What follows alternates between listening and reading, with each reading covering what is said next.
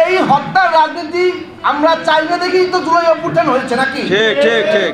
তো আমরা যদি সেই হত্যার রাজনীতি আবার ফিরে যাই, তাহলে এতে আসলে এই হাজারো শহীদ যারা তাদের তাজা রক্ত দিয়ে আমাদের নতুন একটা বাংলাদেশ দিয়েছে, তাহলে আমরা কি পেলাম?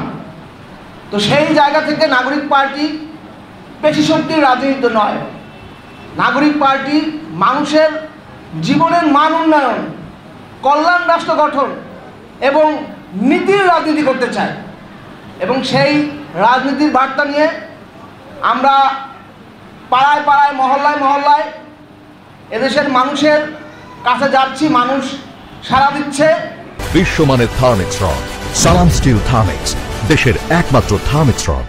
এবং আমরা বিশ্বাস করি আগামীর যে নির্বাচন, জাতীয় নির্বাচন হবে, সেই নির্বাচনে মানুষ ব্যালটে, তারা যে পেশি শক্তির রাজনীতি চায় না, তা ব্যালটের মাধ্যমে মানুষ প্রমাণ দেবে ইনশাআল্লাহ।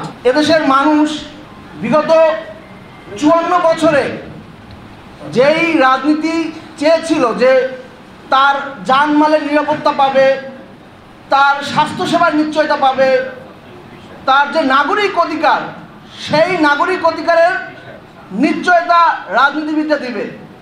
কিন্তু 54 বছরে আমাদের বস্তাপচা রাজনীতিতে আমরা দেখেছি যেই রাজনৈতিক সংগঠনগুলোই ক্ষমতা এসেছে, তারা টেম্পো স্ট্যান্ড দখল করেছে, তারা বিভিন্ন মানুষের, সাধারণ মানুষের সম্পদ লুট করাই তাদের রাজনীতির লক্ষ্য এবং উদ্দেশ্য ছিল।